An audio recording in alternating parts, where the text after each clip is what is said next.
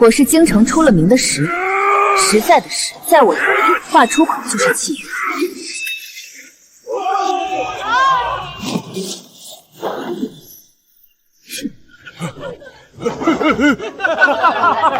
跪下！7岁那年，二叔逗我，把你手里的糖葫芦给二叔，二叔带你骑大马。糖葫芦给了，他却耍起了无赖，我也不哭，直接上了拳脚。跪下！从此，家中无人敢在我面前失言。直到我嫁入侯府半年，夫君那位红颜知己刘表妹，终于敢当众明目张胆对我挑衅拿捏。嫂嫂这般严肃，表哥若是厌了，我也只好勉为其难，替嫂嫂分担伺候表哥的重任了。将门出来的悍妇，哪懂伺候男人？就是，瞧把侯爷委屈的，嘴上没把门的，还不快给你嫂嫂赔不是？表哥，嫂嫂出身将门，心胸宽广，不会跟我小女子一般见识吧？寻常主母会笑笑接过去，但我不是。既然表妹有此心，便成全你。来人，把柳姑娘当众脱光，验明身子后，今晚就送去侯爷房里当通房，好好的官宦嫡女不做，要给人做小，我满足你。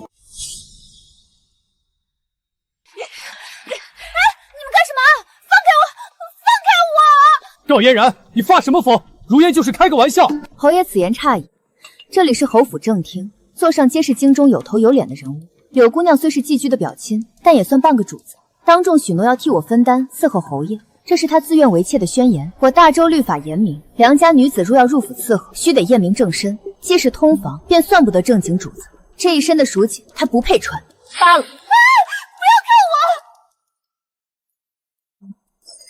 赵嫣然，你这是在羞辱她，还是在打我的脸？羞辱？不是她自己说的吗？要做那伺候人的活计。既然要做通房，就要有通房的规矩。通房就是奴才，主母赐衣才能穿，主母不赐，便只能光着。侯爷，我这人最重契约，柳姑娘既然开了口，我便当了真。今晚她就会被洗刷干净，送到你房里。至于怎么伺候，那就是你们的事了。只是从此以后，她的名字将从族谱中划去，入奴籍，死生都是侯府的下人。你这个毒妇，我要休了你！可以，请侯爷现在就写休书。不过在写之前，先把柳姑娘的卖身契签了，毕竟流程要走完。你悍妇！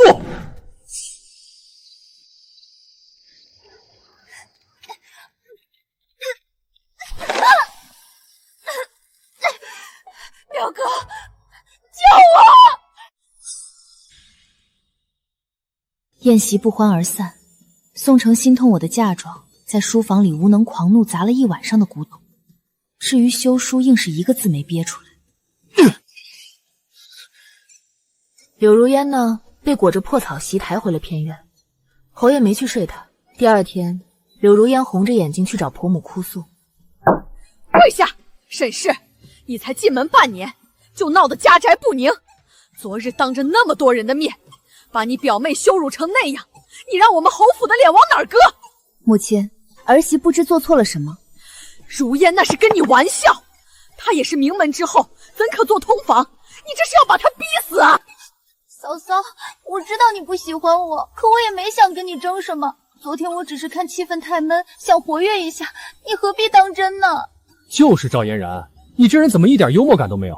大家乐呵乐呵的事儿，非要上纲上线。既然是玩笑，那我有几个问题想请教表妹。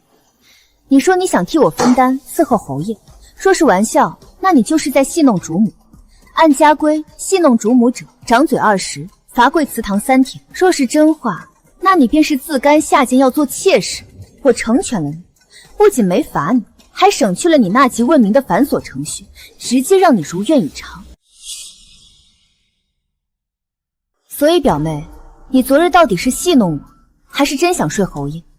选前者要挨打，选后者就要做奴才。表哥，如烟只是想活跃气氛。哎呀，什么戏弄不戏弄的，都是一家人。侯爷，家有家规，国有国法，若是一家人就可以口无遮拦，那明日我是不是可以说侯爷想谋反。你闭嘴！这话能乱说吗？是要杀头的。侯爷也知道话不能乱说，既然谋反的话不能乱说，纳妾的话就能乱说了。这能一样吗？言语即契约，在我这里说出口的话就是作数的。母亲，既然表妹如今不承认想做通房，那便是承认戏弄主母了。来人，行家法！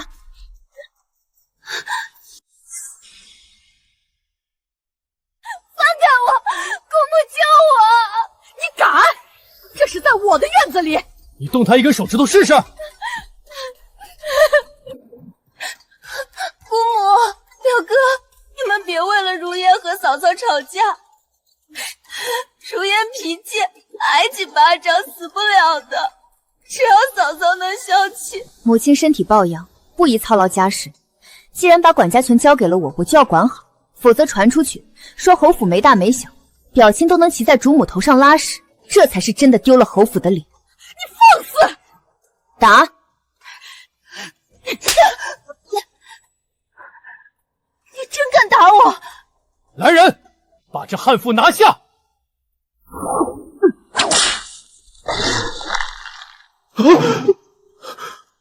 侯爷若是想替他受过也可以，但我下手没成沫。这鞭子可是先帝赐给我爹，用来训诫不孝子孙的。我不跟你这悍妇一般见识。继续打。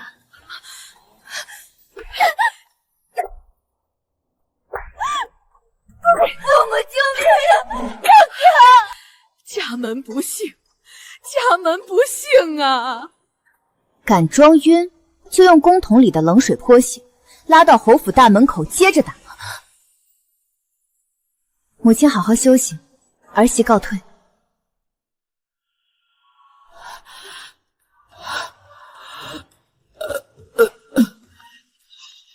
娘，快传大夫！经过这次教训，柳如烟虽然消停了几日，却又记吃不记打。锦绣庄送来的料子，锦绣庄是京城最大的铺子，东西贵得离谱，但也是身份的象征。这料子真好看，若是能做成裙子，过礼日的赏花宴上，肯定能给侯府长脸。不错，表小姐这话说的，300两银子对侯爷来说9牛1毛，侯府全靠我倒贴，300两，够全府吃半个月。喜欢就拿去裁了，咱们侯府差这点银子吗？表哥最疼我了。侯爷大气，这还有一套红宝制头面，跟这料子绝配，只要900两。太美了，都要了，给表小姐包起来。谢谢表哥，表哥最疼我。侯爷，一共是1200两。1200两，这是侯府3个月的开销。夫人，去账房支银子。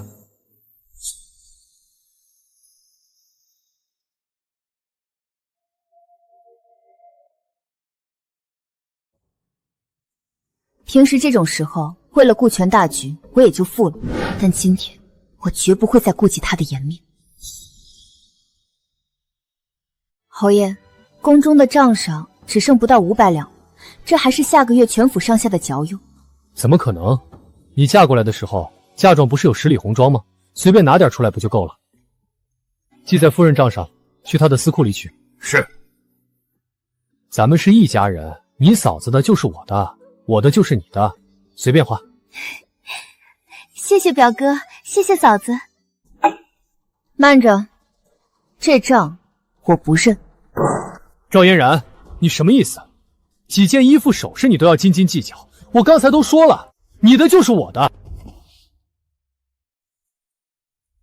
侯爷确定我的就是你的？当然，夫妻一体，你的嫁妆自然也是侯府的。好。春桃，奴婢在，去把京兆尹请来，再把全京城的党铺掌柜都叫来，顺便把我的嫁妆单子拿出来。你叫官府的人干什么？既然侯爷说我的嫁妆是侯府的，那按照大周律法，这属于侵占妻族财产。什么侵占？一家人，我带来的嫁妆乃是御赐之物，加上赵家几代人的积累。若侯爷要将其充公，那便是要将赵家并入宋家，这在律法上叫吃绝户。但赵家还有人在，我父兄尚在边关杀敌，侯爷这是要趁火打劫，吞并赵家家产。你血口喷人！既如此，咱们就得请官府来做个见证，把这财产交割清楚。我这就写信给我爹，让他把边关的军饷粮草也都运到侯府来。毕竟我的就是你的，赵家的就是宋家的。是。别叫人！春桃，你给我回来！我开玩笑的，嫁妆是你的私产，我怎么会动？既然是玩笑，那这笔钱我就不能出了。掌柜的，你也听到了，侯爷没钱，这东西谁点的谁付。侯爷，1200两，付现银还是银票？表哥，我都试过了。放下！表哥，你哄我！没听见没钱吗？买什么买？败家玩意儿！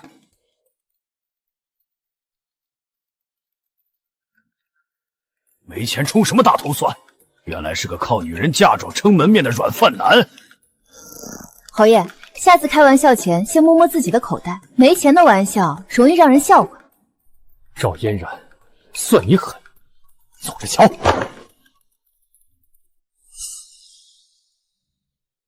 宋城觉得被我踩了男人的尊严，为了找回台子，几日后的诗会上，他特意带上了柳如烟，却独独撇下了我。本是同林青梅枝，奈何风雨度相思。若能常伴君身侧，不辞冰雪作无名。太感人了！柳姑娘与侯爷青梅竹马，竟被那将门悍妇生生拆散。就是如此才情品貌，做个没名没分的表妹，简直是暴殄天物。好，既然侯爷与柳姑娘情投意合，何不休了家中悍妻，扶柳姑娘上位？休妻那是迟早的事儿，但在那之前，我要让如烟做平妻，和我那夫人平起平坐。若不是赵家势大，如烟才是我心中的正妻啊！表哥，你对如烟太好了。好，交杯酒，交杯酒！这事传得很快，还没等宋城酒醒回府，整个京城都知道永宁侯要立平妻，还要把正妻给比下去。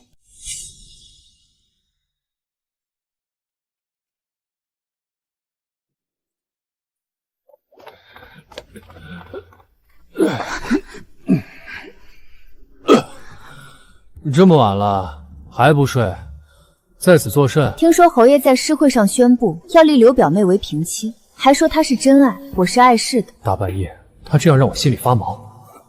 今天我一定要拿出我的态度来，天天被他欺压，传出去我还怎么做人？是又如何？大丈夫三妻四妾很正常，我立个平妻怎么了？嫂嫂别生气，都是如烟的错。我不生气。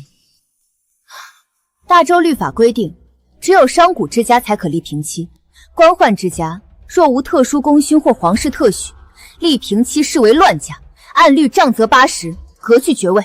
80军杖，革爵。不过，既然侯爷为了真爱连爵位都不要了，我也佩服侯爷的痴情。我那是酒后戏言，当不得真。言语及契约。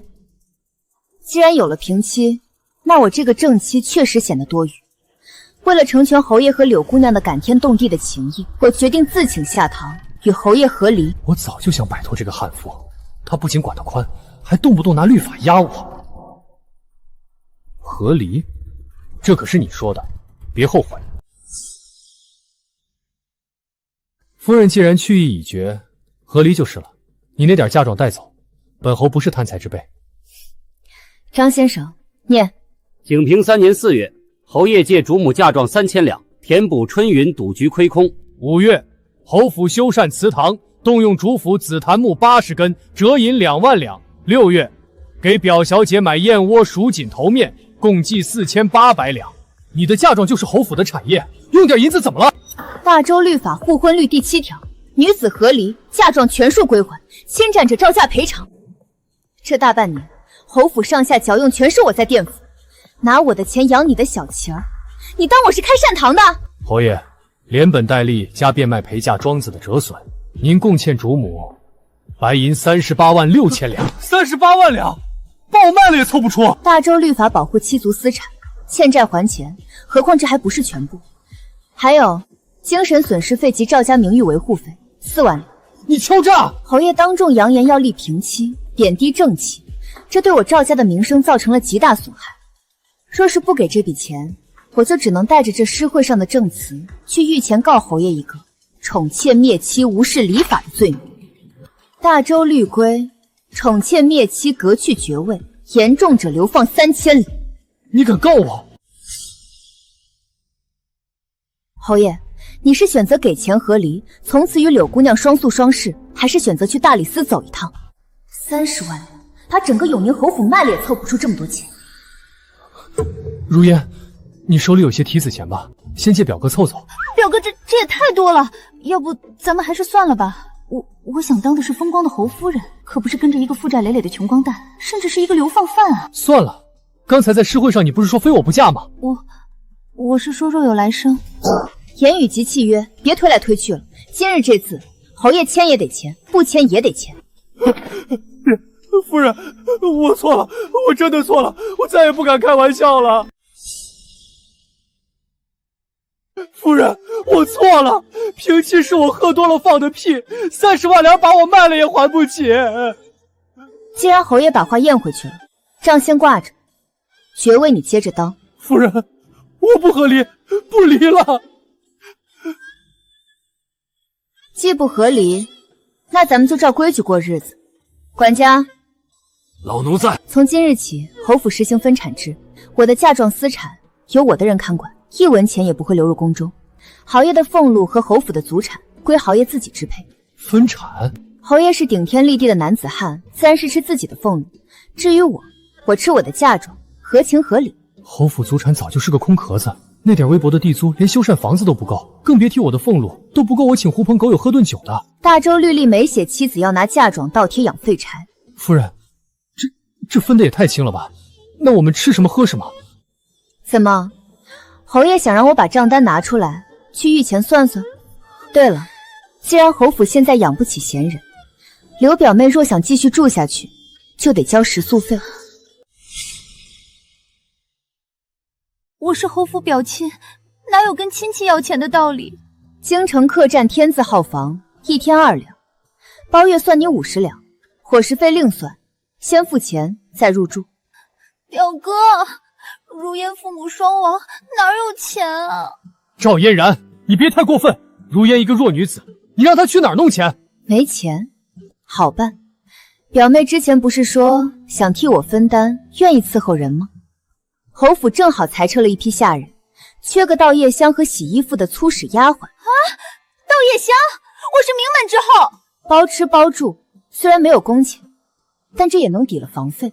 表妹，你是选交钱还是选干活，或者流落街头？表哥，你忍心看如烟去洗公头？啊！你先委屈几天，等我凑到钱。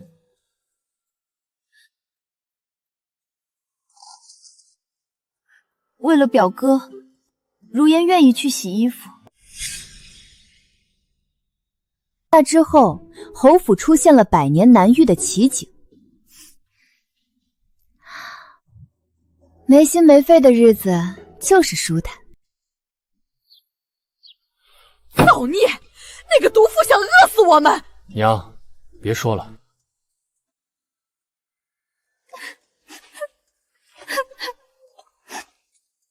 哭什么丧？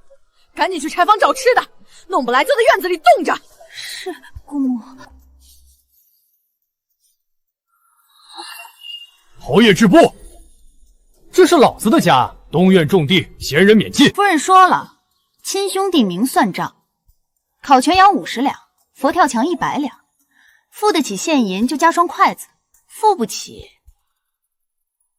没钱就别闻着味儿来要饭。你一个贱婢也敢辱我！赵嫣然，你给我出来！侯爷请回，再扰夫人用膳，刀剑无眼。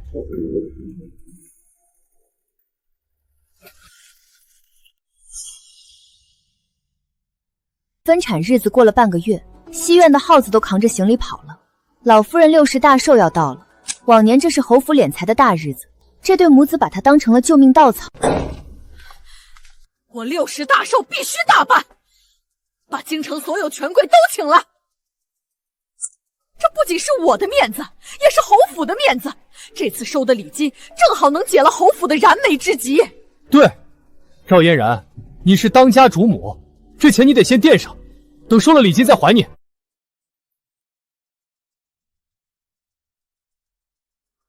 大办，可以。侯爷是不是忘了，欠我38万两不说，前2日强行拿走几匹布，又欠3万两。按照大周律例，欠债不还者无信用可言。想让我垫钱，行，拿体药物来。我是侯爷，我还能跑了不成？再说了，这次寿宴办好了，礼金肯定不少。侯爷，您觉得以侯府现在的名声，还有谁会来送礼？你什么意思？上次诗会的事传遍了京城，大家都知道侯爷宠妾灭妻，还要立平妻，被正妻逼得下跪求饶。现在的永宁侯府就是京城最大的笑话，大家来恐怕不是来贺寿的，是来看侯戏的。反了，反了！你这个不孝的毒妇，竟然敢咒我们是猴子！既然母亲想办，那我就成全你们。不过我不出钱，我出力，我会帮你们广发请帖，一定让大家都来看看侯府现在的风光。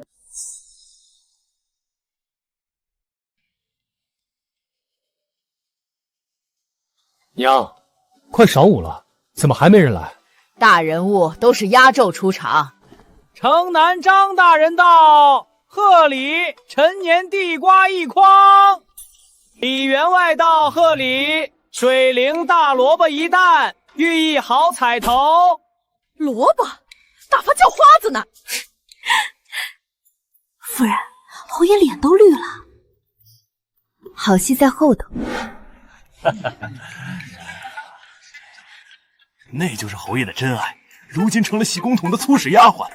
我今天特意没吃早饭，就想看看他们拿什么招待。今日家母大寿，夫人准备了绝世佳肴，大家敞开了吃。上菜。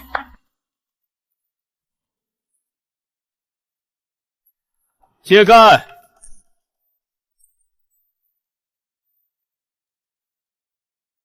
这就是绝世佳肴，还有压轴大菜。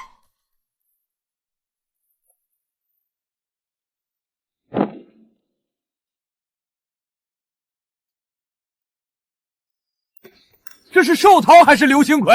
侯爷清正廉洁，60大寿请咱们吃糠咽菜，佩服！赵嫣然，这就是你准备的寿宴？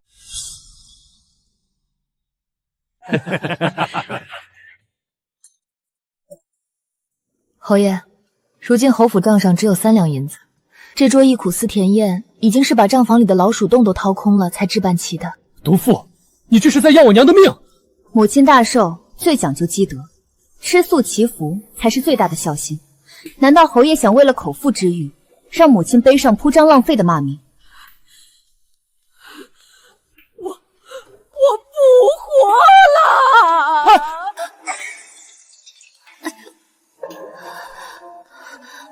肚子好痛。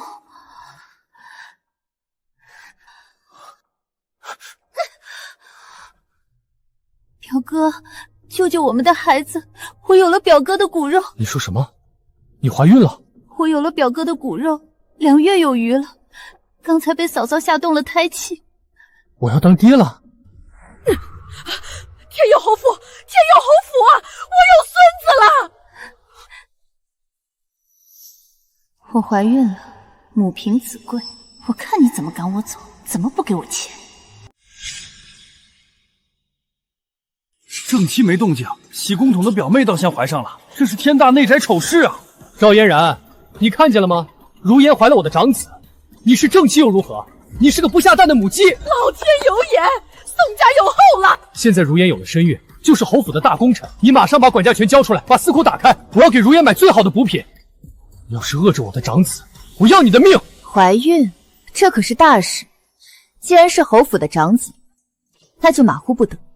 万一是假的，或者是哪里来的野种混淆耳听，那岂不是让列祖列宗蒙羞？你放屁！如烟冰清玉洁，只有我一个男人，怎么可能是野种？是不是？查查就知道了。来人，去太医院请李太医、张太医、王太医3位圣手一同过府一叙，就说永宁侯府有天大的喜事，请他们来做个见证。我只是动了胎气，休息一下就好，不用劳烦太医。那怎么行？表妹既然有了身孕，那就是重点保护对象。在太医来之前，为了防止意外，来人，老奴在，把柳姑娘请到柴房去，严加看管。除了1日3餐的清水白粥，任何人不得接近，防止有人投毒害了侯爷的庶长子。放开我！表哥，救命！赵嫣然，你敢！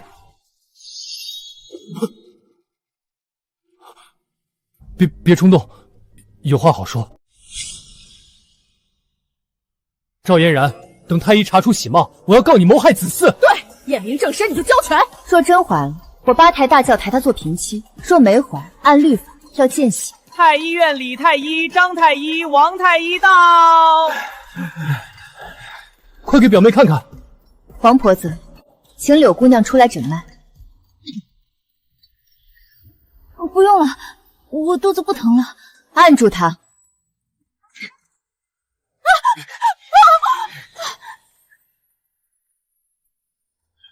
怎么样？是男是女？几个月了？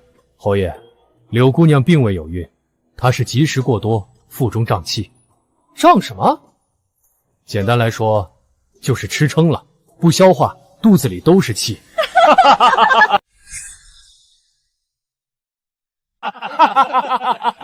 竟然把胀气当喜脉，这柳姑娘是为了逃避干活，把肚子吃撑了吧？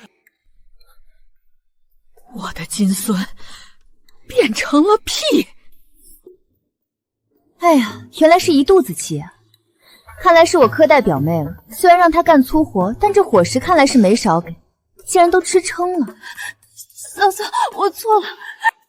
李太医，既然是胀气，该如何治？这好办，开一副通气汤，喝下去排出来就好了。或者用萝卜籽熬水，多放几个屁也行。正好有人送了萝卜，来人，给柳姑娘煮一锅萝卜水。既然肚子里有气，那就让她当着大家的面把这气放干净，也算是给母亲的寿宴助助兴。不，我不喝。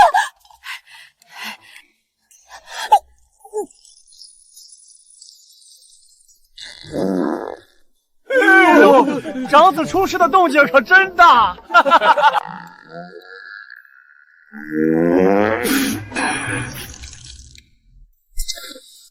燕儿啊，太医救命！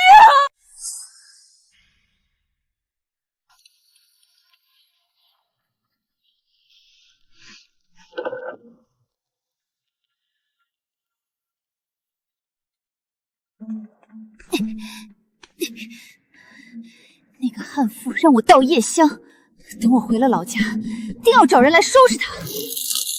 哟，表小姐，大半夜上墙头赏月？哎呦！放开我！我要去开封府告你们！白纸黑字的卖身契在夫人手里，您欠的房饭钱还得再干50年才能还清，契约精神，懂？50年，我不干了！想走？今晚西院30个公桶没刷完，不许闭眼，把他带走。赵嫣然，你让我成了全京城的笑话，我堂堂侯爷连叫花子都不如。侯爷，吃口东西吧。滚！拿猪屎糊弄我！逼我是吧？秋猎围场，老子让你死无葬身之地！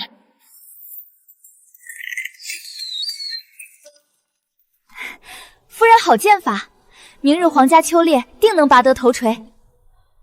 宋城虽是废物，但袭了爵位，安利必须随家。侯爷这几日安静的出奇，会不会憋着坏水？狗急了会跳墙，人被逼到绝路，什么事都干得出来。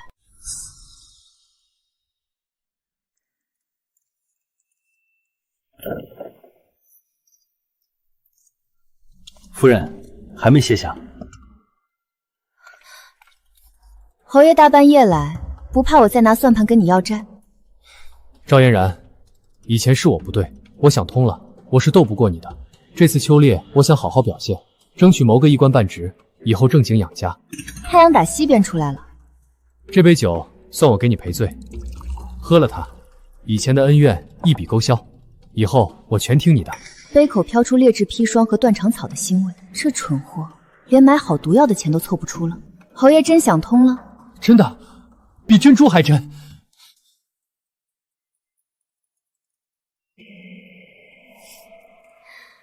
好，一笔勾销。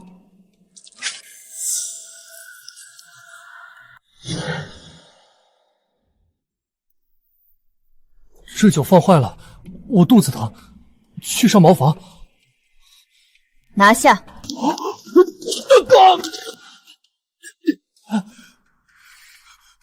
我是侯爷，你想干什么？侯爷，谋杀发妻，这可是死罪。不过，我现在不杀你，因为有个更大的惩罚等着你。我没有，是酒家下的毒。昨晚我截获了一封柳如烟写给二皇子的信，信里说永宁侯宋城为了投诚，愿意献出赵家军在边关的布防图，而你为了拿到这布防图，今晚特意来毒杀我，好拿到我手里的密钥。你怎么知道？不，我没有，那是柳如烟那个贱人写的，我不知道。你知不知道不重要，重要的是这封信现在在我手里。走，咱们去御前，跟皇上好好讲讲你是怎么打算卖国求荣的。不，我不去见皇上，去了就是死。赵嫣然，你不敢谋反叛国，诛九族！你是我的夫人，你爹你哥哥全都要跟我陪葬，去告啊！大不了一起死！无耻！乖乖把信交出来！忘了告诉你，早在半个时辰前，我就已经拿着你的休书去官府办好了和离手续。我什么时候写过休书？昨晚你喝得烂醉的时候。侯爷，画押了。那是趁我喝醉，不算。你按了手印，白纸黑字，这便是铁契。如今户籍册上，我是嫣然白白的赵家女，而你是十恶不赦的宋逆贼，诛你的九族，与我赵家再无干系。来人，在，把这逆贼绑了，再把柴房里那个细作一并提上，随我进宫面圣。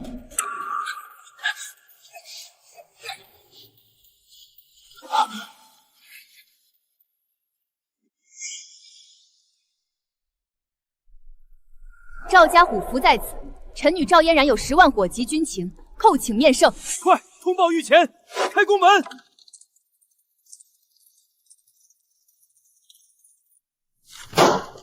赵嫣然，这信是真的。宋城敢勾结二皇子，出卖布防图。臣女若有半句虚言，愿受欺君之罪。信上有柳如烟亲笔签名和私印，皇上大可传笔记大人辨认。永宁侯府是开国功臣之后，你竟敢卖国求荣！宋城今晚还意图毒杀臣女，夺取布防图密室。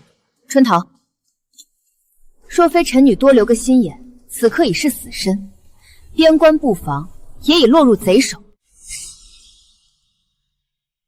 把他嘴里的东西拿下来！皇上饶命！皇上饶命啊！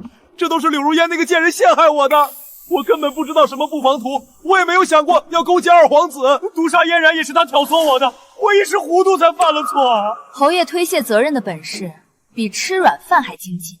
柳如烟无权无势，哪里来的胆子勾结二皇子？他贪慕虚荣，想攀高枝。若不是你许了他正室侯夫人之位，他为何要冒着凌迟的死罪替你写这封逆信？这是柳如烟的绝密账本，记录着他与二皇子手下往来的每一笔银两。臣女进宫前已让护院去拿柳如烟和老夫人，马上就能御前对质。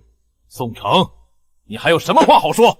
永宁侯府世代忠良，竟除了你这么个卖国求荣的逆子，你对得起列祖列宗，对得起朕对你的信任吗？求皇上看在先祖的面子上饶臣一命，臣把侯府家产都捐给国库。嫌犯柳如烟，宋家老夫人带到。带进来。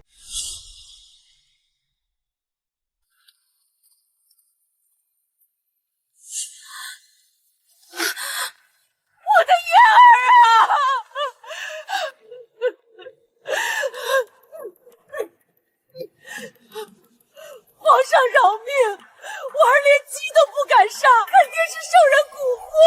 勾结逆党，出卖边关军防土，大逆不道。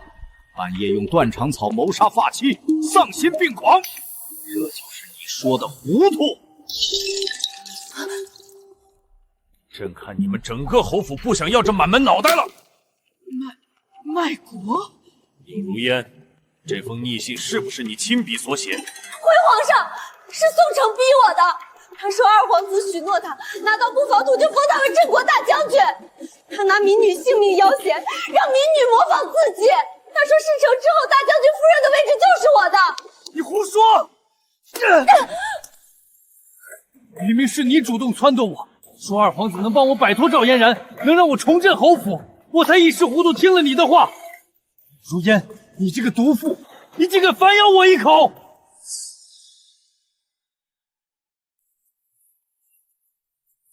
贱人，是你毁了侯府！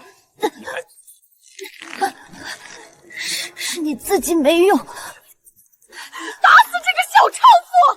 够了，把他们拉开！赵嫣然，臣女在。你是赵家嫡女，父兄都在边关为国效力，你却在侯府受了这么多委屈。今日你揭发逆贼有功于朝廷，朕准你所求，你想如何处置这两人？嫣然，看在一日夫妻的情分上，帮我求求情。嫂嫂，我愿意跟你做一辈子洗脚馍，饶我一命。言语及契约，国法及底线。臣女不求私愤，只求按律处置。勾结二皇子，出卖军防，谋杀发妻，罪该万死。协同逆贼，意图颠覆大周，当严惩不贷。纵容子恶，为长不尊，死罪可免，活罪难逃。臣女恳请废除诰命，逐出侯府。准奏，传旨：永宁侯宋城勾结逆党，出卖军防，谋杀发妻，判废除爵位，抄没家产，族人贬为庶民，流放3000里。柳如烟协同逆贼，判斩立决。前永宁侯老夫人废除诰命，即刻逐出侯府，永不许踏入京城。拖下去！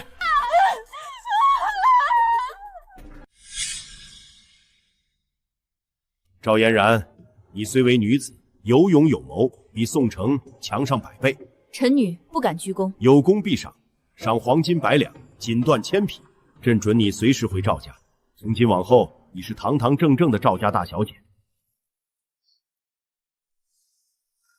臣女谢皇上恩典。大小姐，宋城已押去天牢，柳如烟押赴刑场。半年的糟心事，终于画上句号。走，回府拿回我们的东西。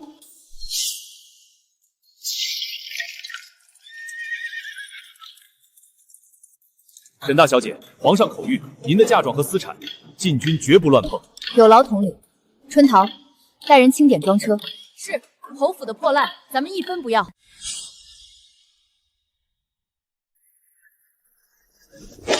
侯府欠我3个月月钱，这银壶是我抵债的。侯府一草一木皆已充公，夹带私逃，当场格杀。宋城押入天牢，柳如烟拖去刑场，那种肮脏之人的血，多看一眼都嫌污眼睛。大小姐，东院的嫁妆和私库都清点完了，铺子、地契、金银细软全装箱了。宫中的物件，一根针也不许混进我们的箱子。侯府穷的耗子来了都得流眼泪，那点破铜烂铁，倒贴我都嫌晦气。沈大小姐，老夫人在西院醒了，哭着闹着要见您最后一面。别理那老太婆，去看看也无妨，看看落水狗的模样究竟有多好看。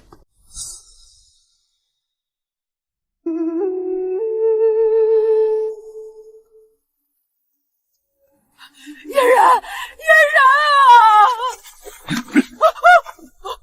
我错了，不该偏袒柳如烟，不该由着宋城胡闹。你父兄手握重兵，进宫求求皇上，宋家就有救了。路是宋城自己选的，卖国的逆信是他自己按的手印，这侯府是他亲手做媒的，与我何干？你可是我宋家8抬大轿娶进门的媳妇。那张和离书盖了京兆尹大印，站在你面前的是堂堂正正的赵家嫡女，皇上圣旨已下，抄家流放。我要是你，现在就去翻2件破旧棉袄应付路上的风雪，而不是在这里异想天开。毒妇，是你克死了我儿，毁了我们侯府，我做鬼也不放过你。那老夫人可得活得长久一点，千万别死在半道上。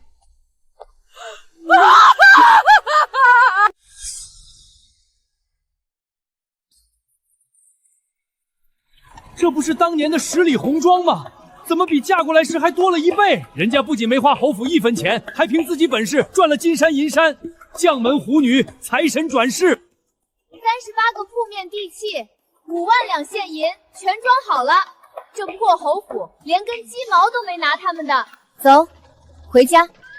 从此我再也不是永宁侯夫人，我只是赵家嫡女赵嫣然，那个脑子转不了弯弯，却也容不得半点委屈的使女。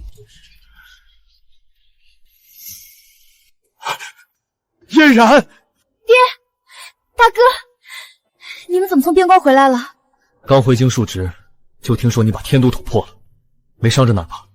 嫣然，你受苦了，都怪爹，当初不该让你嫁入侯府，让你受了这么多委屈。当初替父联姻是我自己答应的契约，现在契约撕了，我也长教训了。我回来了，守着爹和大哥，再也不离开。好妹妹，以后有哥在，谁也不敢欺负你。宋城那个废物，还有柳如烟那个贱人，哥早就想收拾他们了，没想到你自己就解决了，真给咱们赵家长脸。管家，大摆3天流水席，庆祝我女儿脱离苦海，恭迎大小姐回府。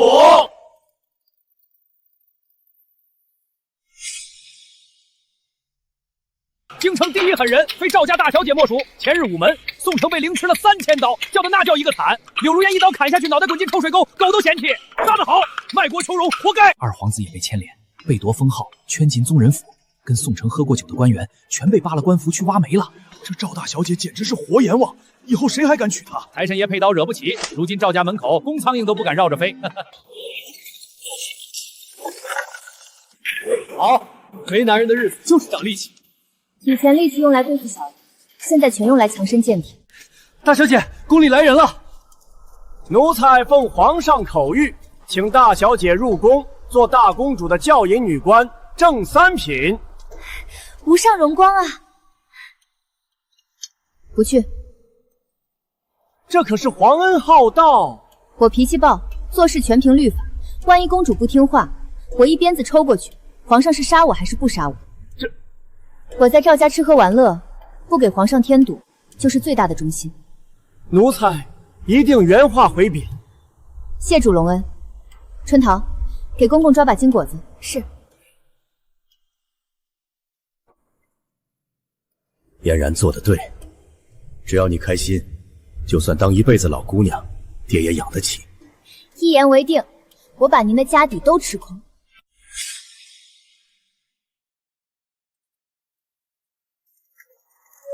刑部侍郎夫人办赏雪宴，没给咱们下帖子。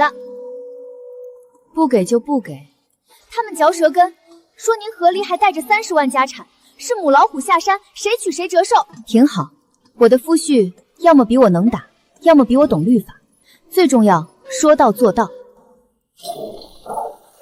大小姐，有位公子求见，说是皇上的亲侄子靖王萧景渊。靖王萧景渊，皇上最疼爱的侄子。文武双全，战功赫赫，京中贵女的心上人。素不相识，他为何来见我？不会是来替宋承明不平兴师问罪的吧？他敢替那废物说半句话，我就把大周律法拍在他脸上。拿藤条来，请进来。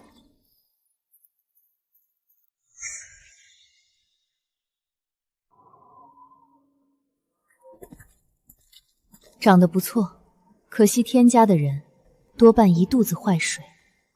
末将萧景渊见过赵小姐。殿下折煞臣女，请坐。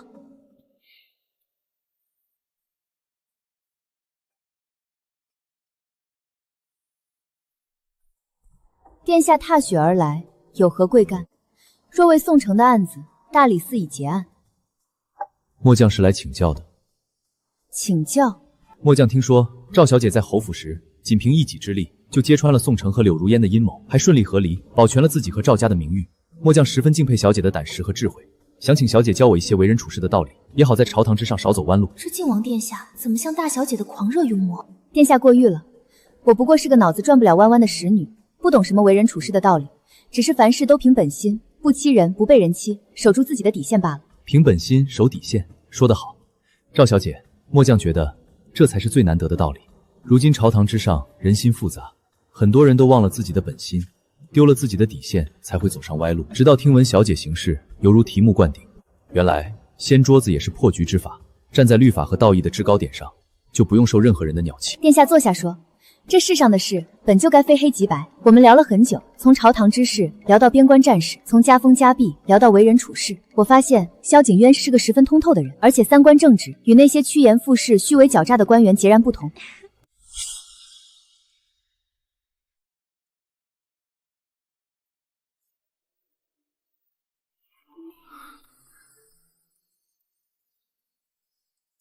赵小姐，殿下还有什么不明白的律法？末将十分欣赏小姐的性子，今日一谈，胜读10年兵书。以后末将能否常来拜访，向小姐请教？我这人说话直，殿下若不怕挨骂，随时欢迎。一言为定，末将告辞。回到赵府，不仅是结束，也是新的开始。天家竟然还有这么通透的异类。小姐，别看了，人都没影了。胡说什么？靖王殿下那眼神清澈透亮，满眼都是您，对您还这么恭敬，一口一个末将，京城哪个王爷做得到？看来是对您有意思呢。别胡说，殿下只是来向我请教道理的，再乱嚼舌根，罚你抄100遍护婚律。奴婢不敢了，但殿下连您拿藤镖都不怕，绝对是个实心眼的好姐夫。这么多年，我一直都是独来独往，习惯了自己保护自己，从未想过儿女情长。但萧景渊的出现，却让我觉得，或许有个人能陪在身边，也不是一件坏事。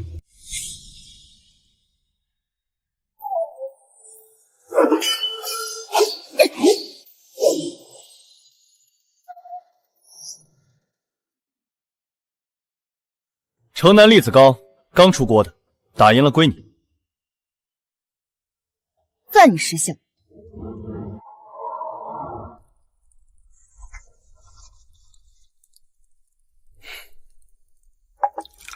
右臂抬高1寸，瞄准风向。堂堂靖王把赵府当成了自家后花园，他知道我爱吃什么，爱玩什么，不觉得我舞刀怒枪有失体统。这种不用时刻竖起尖刺的感觉，真要命。田家血脉抗揍的本事真是一绝，挨了嫣然3脚，还笑得像朵花。靖王殿下武功深不可测，处处让着妹妹，看妹妹那眼神，恨不得把眼珠子粘上去。上次殿下带玫瑰酥，小姐说太甜，第2天殿下就让厨子减了3成糖，重新送来。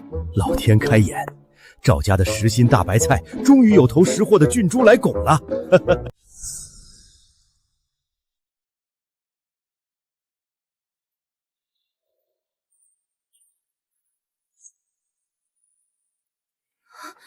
这家伙怎么比女人还招眼？今日下雪，我见梅花开得正好，觉得只有你配得上这雪中傲国，便折了一枝送你。殿下不必跑这一趟。不跑这一趟，我心里不安生。赵嫣然，我喜欢你。殿下，你说什么胡话？我喜欢你，不是因为你揭穿逆党的胆识和智慧，只是因为你这人耿直坦荡。不虚伪，不做作，凡事凭本心，守底线。我是和离过的悍妇，京城人都说我是母老虎。他们眼瞎，我没有。你想练剑，我给你递枪；你想算账，我给你拨算盘；你想掀翻这虚伪的世道，我就陪你一起捅破天。嫣然，我想娶你为妻，护你一生一世，不需要你一个人扛下所有。小姐，愿意吗？殿下，我性子耿直，不会说软话。也不会做温柔事。我知道。我脾气差，动不动拿鞭子抽人，拿律法砸人。你娶我，京城上下会笑话你娶了个2婚悍妇。你确定？我确定。你打人我递鞭子，你砸人我搬绿地。不管什么样子，我都喜欢，都会护着你。以后不用一个人扛，有我在。好，我愿意。嫣然。我向你保证，此生此世，我只对你一人好，绝不纳妾，绝不背叛你。若违此事，天打雷劈，不得好死。我不要毒誓，我重契约，说出口的话必须作数。你若说到做到，我便生死相托；你若敢负我，我就按太监的规矩，亲手净了你的身，送到宫里刷公桶。好，若我负你，刀柄交给你，我自己净身。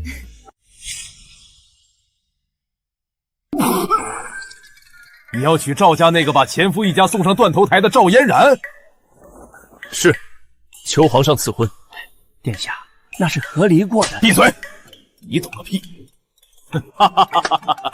真瞅你这头倦驴不开套，原来是好这一口辣的。赵家丫头有勇有谋，配得上我大周靖王。谢皇上成全。传旨，靖王与赵家嫡女天作之合赐婚，赏黄金万两，东珠百豆，2天前请，要大办，要多风光有多风光。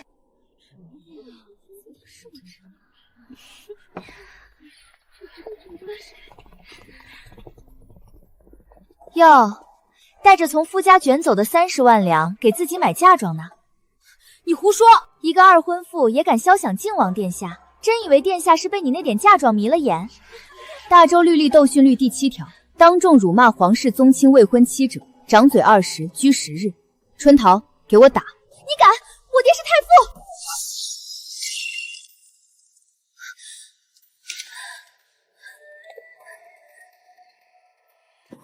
太傅之女，好大的官威！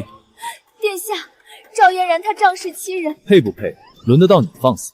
是本王死皮赖脸求着赵嫣然嫁的，别说她带30万两，就是带30万张欠条，本王也倒贴全部身家娶她。拖出去，掌嘴50！再查查李太傅去年的修和银子，看他是不是吃太饱了。殿下，你抢了我的活儿。杀鸡焉用牛刀？这种脏活累活末将代劳，夫人仔细手疼。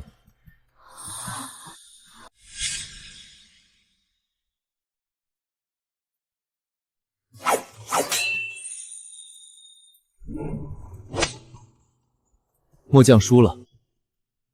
王妃剑法天下第一，又让半烧，真当我这使女看不出来？哪有让？看着嫣然的眼睛，我连剑柄都握不稳。殿下再这么夸，小姐尾巴要翘天上去了。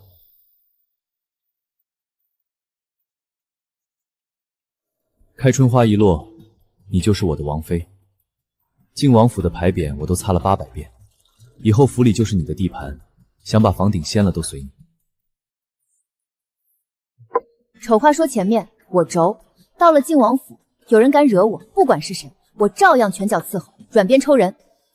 好，你想打谁，我都给你递鞭子，嫌累我替你收拾。不过，王妃手撕逆党、脚踹渣男的威名早传遍京城，借他们10个胆子，也没人敢惹你。看着这个满眼都是我的男人，这么多年硬扛都值了。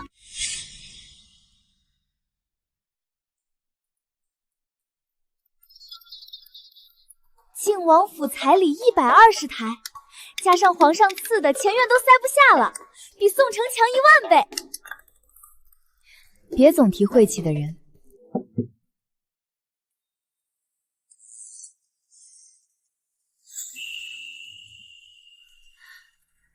大半夜翻墙，被巡城抓了要挨板子。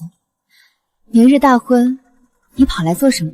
我睡不着，怕是一场梦，得来看看你才安心。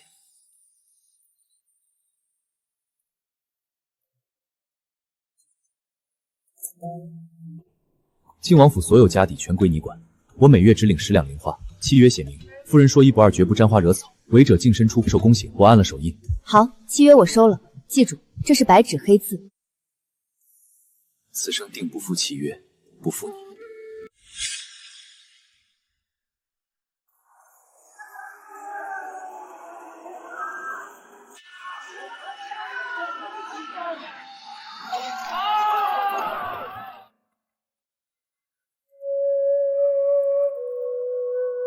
新娘子上轿。嫣然，我来接你回家。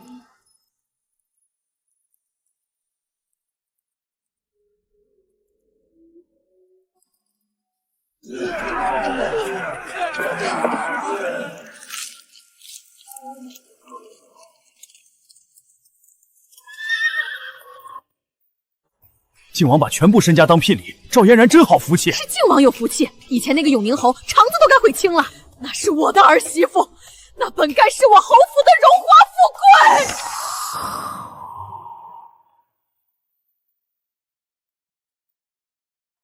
契约生效了，今晚谁听谁的？